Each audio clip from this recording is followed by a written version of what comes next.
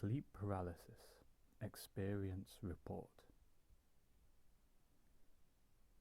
On the night connecting the 1st and 2nd of October 2016,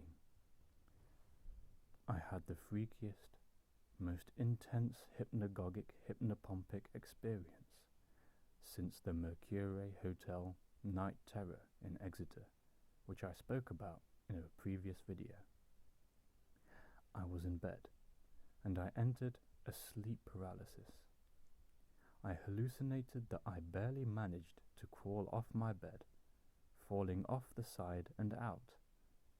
But instead of landing on the floor, I floated and entered into a dark abyss, or void, where geometric shapes, like diamonds, squares, and cubes, were spinning in the darkness. They weren't bright. Actually, they were only just visible in the blackness. A bit like the closed-eye visuals you get when you close your eyes and look into your eyelids. Very subtle, but highly organized, and, like I said, spinning and dancing.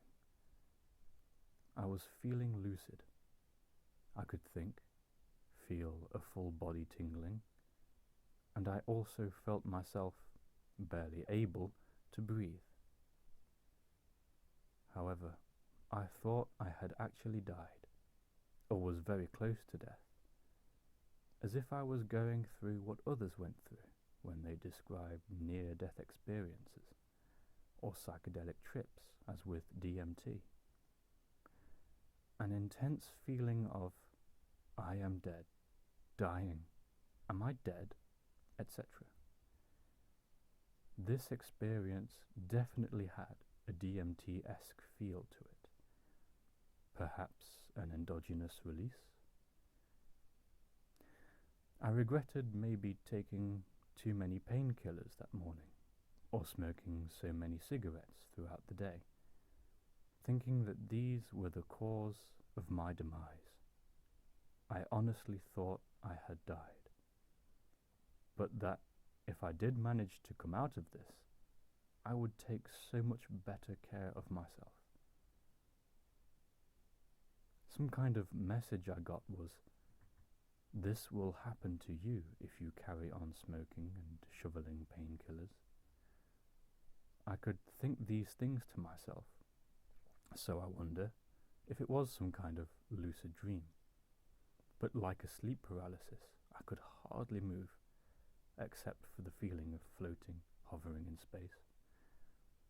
So I tried to relax into it and wait for it to be over. I felt a bit less panic-stricken than in previous night paralyses, except when I thought I could be trapped in there forever. It lasted so long, or seemed to last longer than others because I was lucid. Lucid dream, hypnagogic hallucination, endogenous DMT death experience. Finally, I snapped out of it, thankful that I had not died or collapsed onto the floor. Like I said, the message of the vision addressed my painkiller consumption, but I believe it was induced by the stimulant effect of tobacco. Smoking before bedtime is not a good idea. The Mercure Hotel experience was brought on by the same bad habit, I reckon.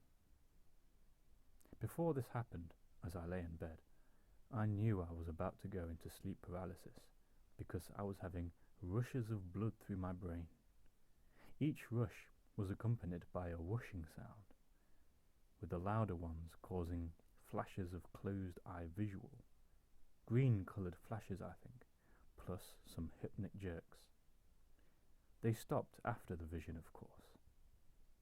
Please wish me luck for better health.